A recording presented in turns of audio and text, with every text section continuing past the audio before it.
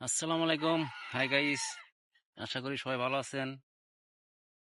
আজকে কাকারে কিছু প্রশ্ন করার জন্য চলে আসলাম।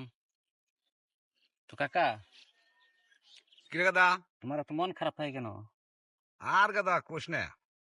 মন তো মানুষের সবসময় ভালো থাকে না, তাই মনের দুঃখে এই গাছতলার চেহারা মধ্যে একটু জিরি বানিয়েছি, আচ্ছা বিড়ি কাকা, খেয়ে বানিয়েছি। কাকা তোমার একটা প্রশ্ন করি, প্রশ্নের অ্যান্সারটা দিতে পারবা?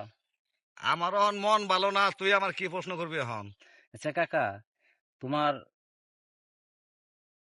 কাকিরে যখন তুমি বিয়ে করলা তখনকার অনুভূতি তোমার কি ছিল?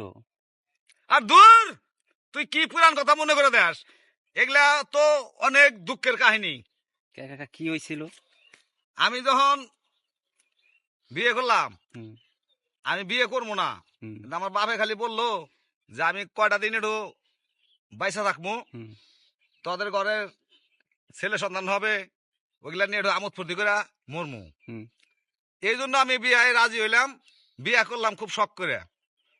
আচ্ছা কাকা, তাহলে তুমি তো এখন বুড়া হয়ে গেছো, তাই না? বয়স হ্যাঁ। অনেক বেশি হয়ে গেছে। তো এখনকার অনুভূতিটা তোমার কি? আর গাদা তুই এই কথা আর কইস না, এটা অনেক দুঃখের কাহিনী, এঙ্গা তোরা বুঝবি না, তোরা বিয়া শাদী করলে বুঝবি। একটা বিয়া করা হুম। আর হলো 22 বছরের জেল খাড়া একই সমান।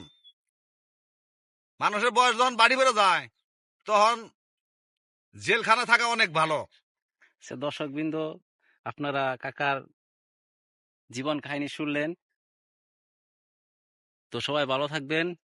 কাকা, দর্শকের জন্য কিছু বলার আছে তোমার? দর্শকরা আর কি বলবো, আপনাদের কাছে যদি ভালো লাগে শেয়ার কমেন্ট করে যাবেন দয়া করে। সবাই ভালো থাকবেন। আসসালামু আলাইকুম।